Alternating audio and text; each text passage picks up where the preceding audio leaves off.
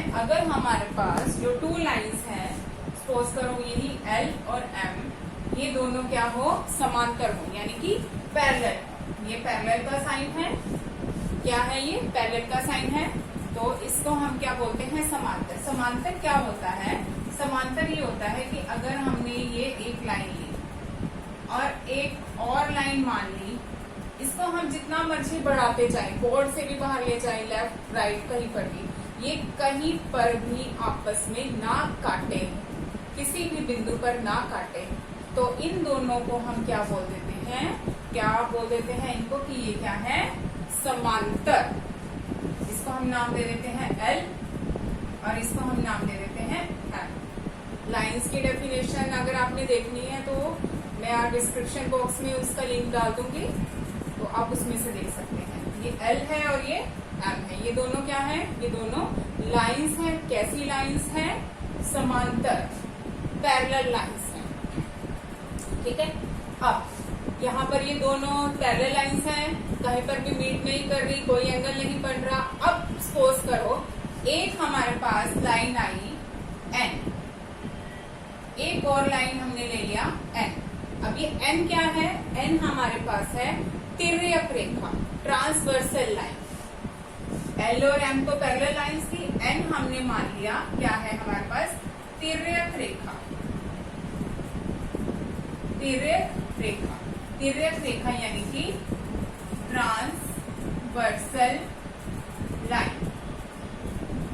Transversal line है, दो lines को, दो पैरेलल लाइंस को कट कर रही है, कितने बिंदुओं पर, दो बिंदुओं पर। अब देखते हैं हम कि कौन कौन से एंगल हमारे पास बन रहे हैं। देखिए 1 2 3 4 5 6 7 8। जब तिर्यक रेखा N ने, ट्रांसवर्सल लाइन M ने L और M दो लाइंस को कट कर दिया, ये दोनों लाइंस हमने कैसी ली हुई हैं, ये लाइन हमने ली हुई है समांतर। ठीक है, तो हमारे पास कितने बिंदु आ गए हैं, दो बिंदुओं पर ये, इसलिए इसको कट किया। कोण कितने आ गए, 8 कोण, 1 2 3 4 5 6 7 8। ठीक है, अब देखिए एक और बात, मानिए कि जो L और M है,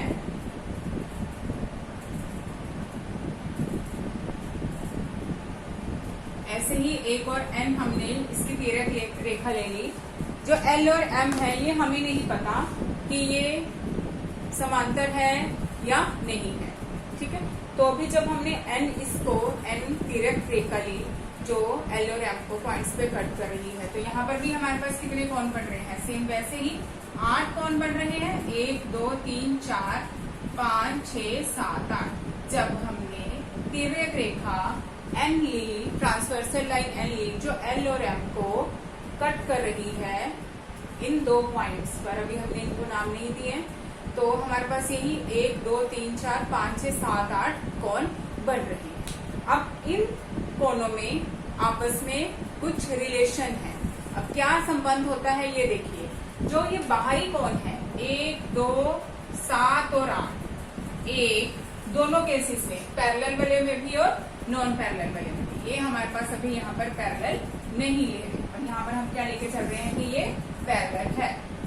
सेम वैसे ही L और M हमने दो लाइंस ली हुई है, N जो है वो तिर्यक रेखा ली हुई है, 1 2 7 और 8। ये क्या है, external angles. External angles Hindi में इसको बोलते हैं बाह्य कोण।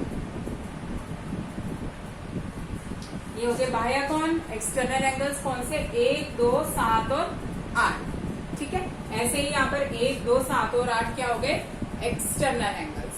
अब एंगल 4, एंगल 3, एंगल 6 और एंगल 5, यहाँ पर भी एंगल 4, एंगल 3, एंगल 5 और एंगल 6। ये अंदर वाले चार कोण, अंदर वाले चार कोण कौन से हो गए, एंगल 3 4 5 और 6। इनको हम बोल देते हैं इंटरनल एंगल्स। ये सभी क्या है, इंटरनल एंगल्स, यानी कि अंतः कोण। अंतः कोण। ये हमारे पास 1, 2, 7 और 8 बन गए हैं एक्सटर्नल, 3, 4, 5, 6 इंटरनल। सेम दोनों केसेस में ऐसे ही सेम चल रहा है। यहाँ पर भी 1, 2, 7, 8 जो बाहर वाले हैं उनको बाह्य कोण एक्सटर्नल एंगल्स, अंदर वाले सभी क्या हो गए अंतर कोण। ठीक है। अब देखिए जो एंगल 1 है और एंगल 5 है, एंगल 1 और एंगल 5 का पेयर, एंगल 2 और एंगल 6 का पेयर, मैं साथ साथ में लिखते जाती हूँ। दोनों केसेस के लिए एंगल 1 और एंगल 2 का पेयर, एंगल 1 और एंगल 5 का पेयर, एंगल 2 और एंगल 6 का पेयर, एंगल 4 और एंगल 8 का पेयर, और एंगल 3 और एंगल 7 का पेयर। ये सभी पेयर्स कितने पेयर हो गए? 1, 2, 3, 4। एक जोड़ा, दूसरा, तीसरा और चौथा। ठीक है। इनको हम बोल देते हैं कॉरेस्पॉन्डिंग एंगल्स, दोनों केसेस के लिए, यानी कि संगत कोण। संगत कोण कौन कौन से हो गए? एंगल 1, एंगल 5 का जोड़ा, angle 2, angle 6, angle 4, angle 8, angle 3 और एंगल 7। ये सभी जो जोड़े बन रहे हैं 4, ये क्या है? Corresponding angles. ठीक है। लेकिन अगर ये दोनों केसेस के लिए है, इस केस में भी ये संगत कोण है, इस केस में भी ये संगत कोण। लेकिन अगर हमारे पास L और M दोनों समांतर हैं, L और M जो रेखा है ये क्या है? समांतर है। तो जो ये जोड़ा है 1 और 2 का, ये दोनों क्या हो जाएंगे? बराबर। एंगल 1 और एंगल 5, एंगल 1 और एंगल 5 क्या हो जाएगा? संगत कोण का जो ये जोड़ा था ये क्या हो जाएगा? बराबर। एंगल 2 और एंगल 6 भी क्या हो जाएगा? बराबर। एंगल 4, एंगल 8 बराबर, एंगल 3, एंगल 7 बराबर। ये संगत कोण क्या हो जाएंगे? बराबर। अगर हमारे पास L और M क्या है? समांतर। ये संगत कोण थे एंगल 1 और एंगल 5, एंगल 2 और एंगल 6, एंगल 4 और एंगल 8, एंगल 3 और एंगल 7। ये बराबर होंगे कब? अगर L और M क्या हो जाएंगे हमारे पास? समांतर। इसमें देखिए, इसमें हमारे पास बाह्य कोण भी आ गए और अंतः कोण भी आ गए। ठीक है, दोनों का। इसको बोलते हैं कॉरेस्पॉन्डिंग एंगल्स। कॉरेस्पॉन्डिंग एंगल्स कब बराबर होते हैं? अगर L और M क्या हो? हमारे पास समांतर दिए हों। इसका उल्टा भी है, अगर ये बराबर दिए हों, अगर ये सभी कोण जो है ये बराबर दिए गए हैं तो हमारे पास L और M क्या हो जाएगी? समान। ऑपोजिट भी होता है। इसके बाद ये तो हो गए संगत कोण। इसके बाद देखिए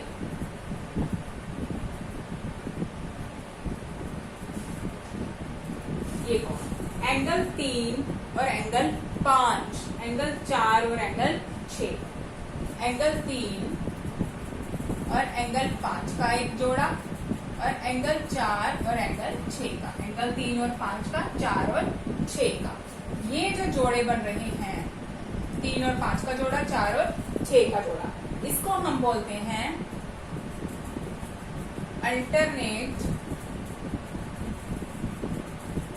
interior angles. Alternate interior angles यानी कि एकांतर अंतः कोण। एकांतर अंतः कोण। अब अंतः का मतलब क्या था? इंटरनल। पहले जो हमने कॉरेस्पॉन्डिंग एंगल्स वाला किया है उसमें कुछ बाहर के आ रहे थे और कुछ अंदर के, मतलब सभी कोण जो आए हैं कैसे थे? बाहर के भी आ रहे थे और अंदर के भी आ रहे थे। लेकिन अंतः कोण में सिर्फ हमने अंदर वाले एंगल्स ले लिए, 3, 4, 5 और 6। ठीक है। और कैसे ली है? अल्टरनेट। अल्टरनेट यानी कि ऑपोजिट आ रही है। 3 के लिए 5, 4 के लिए 6। सेम वैसे ही अगर हमारे पास L और M समांतर हो जाए, पैरेलल हो जाए, तो एंगल 3 किसके बराबर हो जाएगा, 5 के, और एंगल 4 किसके बराबर हो जाएगा, एंगल 6 के। ठीक है, ये अंतः कोण है। अंतः कोणों का ये जोड़ा बन रहा है 3 और 5 अल्टरनेट इंटीरियर एंगल, 4 और 6 अल्टरनेट इंटीरियर एंगल। जब ये दोनों बराबर हो गए, तो इसका मतलब क्या है कि हमारे पास एल और एम क्या है, समांतर, पैरेलल है। तो ये हो गया हमारे पास एकांतर अंतः कोण। ठीक है, अब है नेक्स्ट, इसी के साथ ही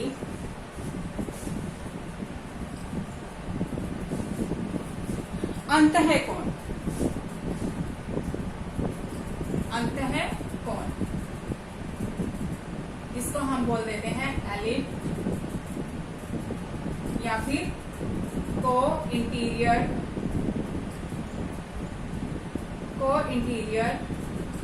एलिड कोण, एलिड एंगल्स, या फिर सिंपल इंटीरियर एंगल्स।